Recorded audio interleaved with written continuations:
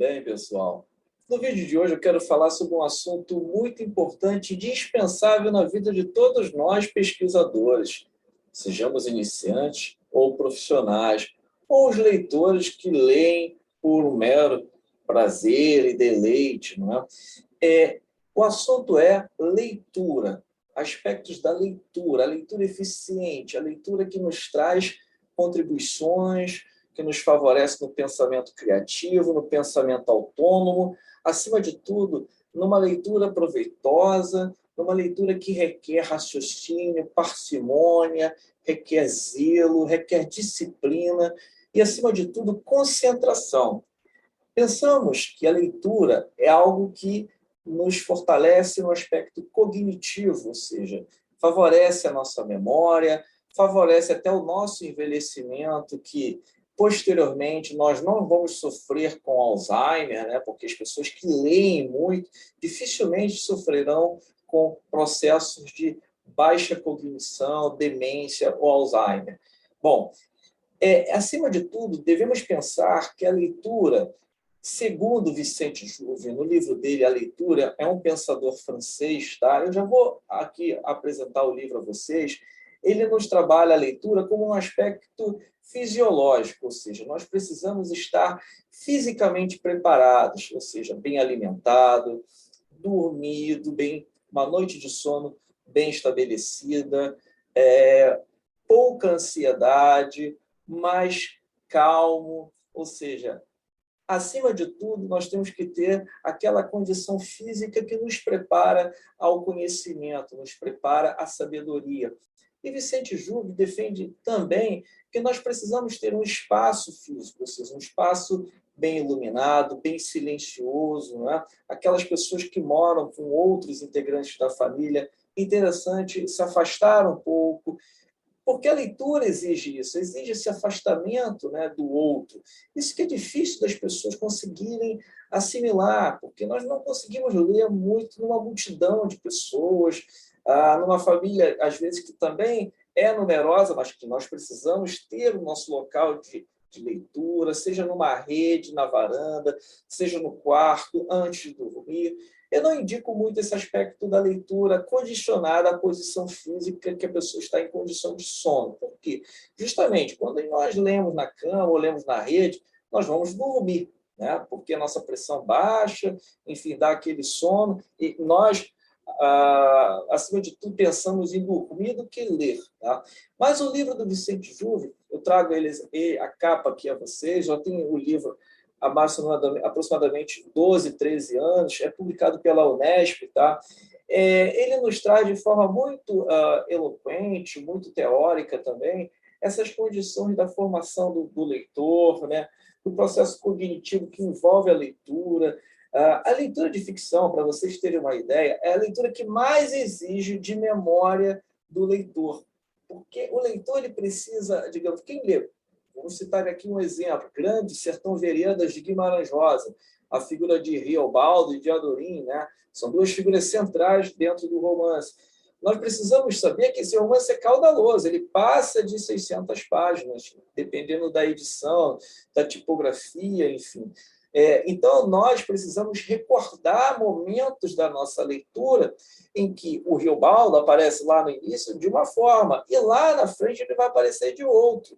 Né? Então, a leitura literária ela exige muito da condição de memória do autor. Outro livro também é o Memórias Póstumas de Brás Cubas, publicado em 1881 por Machado de Assis, que inaugura o realismo no século XIX.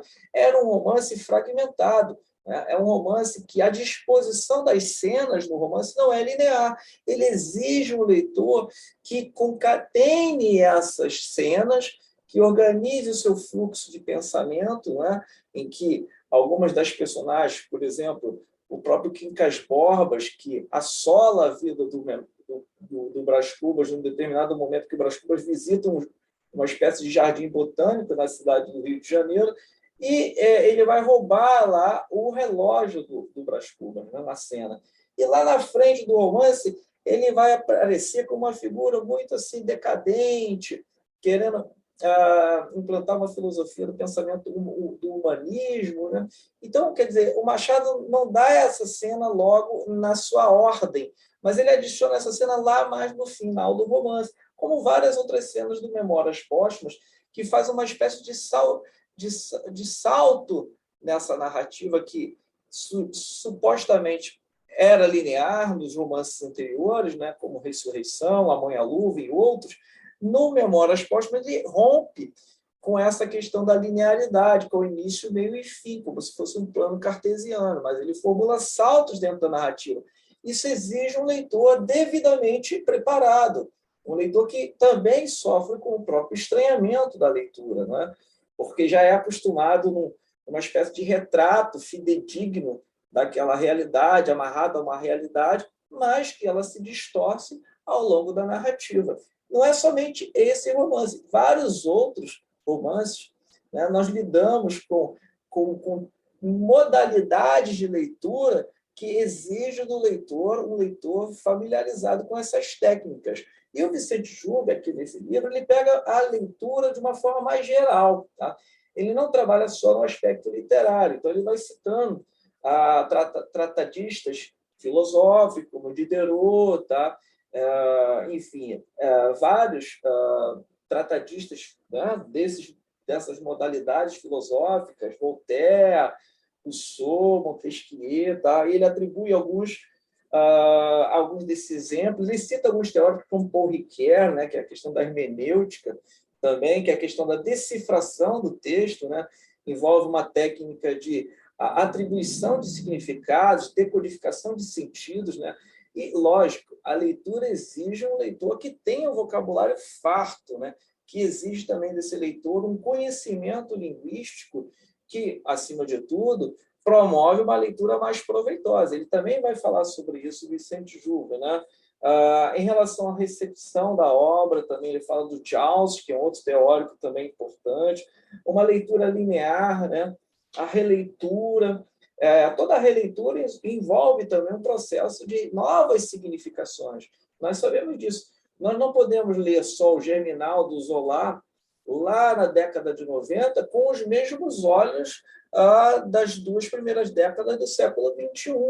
Os significados da condição de trabalhador braçal, mesmo porque a Émile Zola resgata no Germinal esse potencial dos trabalhadores braçais das minas de carvão na França, né? Interessante dizermos que cada leitor atribui um novo significado. Então, uma releitura é um novo significado da própria obra. Como o próprio Ítalo Calvino, no Porquê dos Clássicos, defende que uma leitura de um clássico é sempre uma releitura. A gente releia com novos olhos, novas interpretações, né? A palavra interpretação também é trabalhada aqui no livro do Vicente Juve, tá? É trabalhada de uma forma também de decodificação, tá?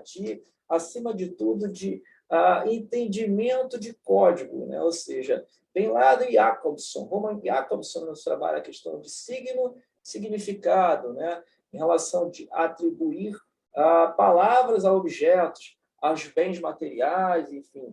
Essa questão da decodificação também é importante entendermos. Então, aqui no livro do Vicente Juve, desde a condição do leitor real, da questão da análise da narrativa para as teorias da leitura, é um livro fácil de ser lido, tem 160 páginas contando as referências bibliográficas. Tá? Aqui, brevemente, eu vou só fazer aqui um apanhado das condições do sumário, para vocês terem uma ideia. Então, os capítulos são divididos são 6 capítulos, tá? Nós temos uma introdução que ele aborda os impasses dos estudos formalistas russos, né? Em que defendiam a análise do texto pela imanência do próprio texto. Inclusive, já foi fruto de um vídeo aqui sobre a questão da intertextualidade, né? E também sobre a interdisciplinaridade, também, que eu falo dessa condição da literatura dialogar com as outras formas de manifestações artísticas e as outras ciências também. O que é a leitura, no capítulo 1, tá? Número 2, capítulo 2, um quebra-cabeça teórico, leitura é pensável, como se ler, né? É interessante também a condição disciplinada do leitor hoje, né? Na modernidade, sempre recheado de novas informações, né, contaminado no bom sentido, né, mas pela mídia, enfim, pelas informações que são recorrentes a todo momento, né, o uso do aparelho celular. Isso modificou muito a condição de que, quando líamos na década de 90, que nós não tínhamos os smartphones, né, nós não tínhamos acesso às redes sociais, o Instagram, o Facebook, né, o Twitter. Então, essas redes sociais, elas praticamente nos ajudam também a dispersar a leitura e a tirar a atenção do foco do texto, em que outro livro nos defende muito bem. Então, apresentando o livro Índole, pela editora da Unesp, eu vou deixar na descrição do vídeo, tá? Eu vou só ler, antes de apresentar o outro livro, a contracapa, a quarta capa do livro, que ele diz o seguinte: ó, seja uma fuga do real ou um momento de puro prazer, a leitura de textos literários é um desafio para a linguística. Análises totalmente subjetivistas, meramente historicistas ou excessivamente estruturalistas, com ênfase desmedida no formalismo russo ou na doutrina psicanalítica, não dariam conta da riqueza do complexo e rico fenômeno da leitura. Ou seja, a leitura, ela exige também um leitor capacitado, né, familiarizado com os outros textos, demasiadamente, digamos, incorporado com aqueles outros textos que já foram lidos, né, para que o próprio texto faça sentido. Agora, esse outro livrinho aqui, que é A Arte de Ler, eu adquiri recentemente, tá? É do Émile Faguet, que também é francês, tá? Está publicado pela editora Quirion, tá? É uma tradução, é riquíssimo também. O primeiro capítulo, ele trabalha essa questão do leitor, dessa exigência em que o leitor precisa ter com a familiaridade, com a paciência também na leitura. Ou seja, precisa ser uma leitura amorosa, devagar, uma leitura que exige desse leitor paciência, que ele, inclusive, lê até com o próprio dedo, para que ele acompanhe a leitura do texto. Porque a leitura, pessoal, nós precisamos ter seriedade na leitura. A leitura ela exige um leitor sério, um leitor disciplinado. E ele vai argumentar isso muito bem aqui, logo no início da obra, que ele diz, citando Voltaire, tá? Dizendo que lemos pouco, né? E Voltaire, entre aqueles que querem se instruir, a maior parte lê muito mal. E é verdade, nós lemos mal porque nós lemos com pressa, nós lemos devagar. Muitas das vezes nós não temos o conhecimento do vocabulário específico da leitura que nós estamos fazendo.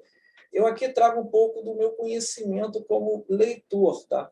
Então, a minha área, como é a área de letras, ela entende que o leitor ele seja um leitor, digamos ali, familiarizado com os clássicos, né? Para que ele possa entender a literatura atual, porque a literatura atual dialoga com os clássicos. Não tem como ler, né, o nosso romance contemporâneo sem lermos os clássicos, os grandes clássicos da literatura. Então, quer dizer, ele trabalha também a leitura, tá?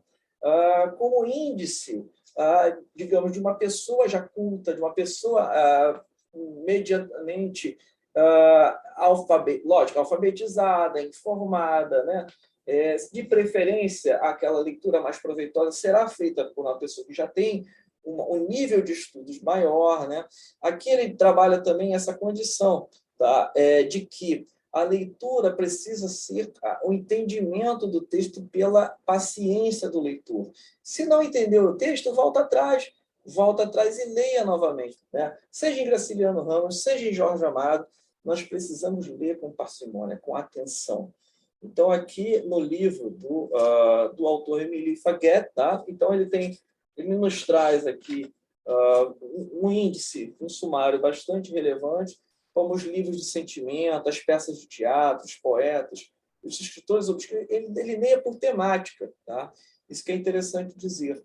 Então, nos filósofos aqui, ele aborda que, para entender, por exemplo, Michel de Montaigne, por mais que Michel de Montaigne seja uma leitura recheada de, digamos, de pessimismo, e nós não podemos encarar isso como um efeito do autor, mas, lógico, né, na leitura do texto, mas também trazer novos significados, tá? Entender que o perfil biográfico de um autor, ele nem sempre se confunde com a obra do autor. Isso é importante também nós trabalharmos, porque um texto literário, quando ele é publicado, ele se torna algo autônomo, algo que se livra das amarras do autor, entende? Que traz uma independência do texto. Então, eu falo um pouco desses dois livros que, de certa forma, são leituras indispensáveis à formação de um bom leitor. Tá? Deixarei também na descrição do vídeo as referências e ficamos por aqui. Quem tem experiências de leitura diferentes das que eu abordei aqui, outras que, né, possam trazer exemplificações, desdobramentos, fiquem à vontade. Até o próximo vídeo. Se gostou do vídeo, dê um joinha e um grande abraço.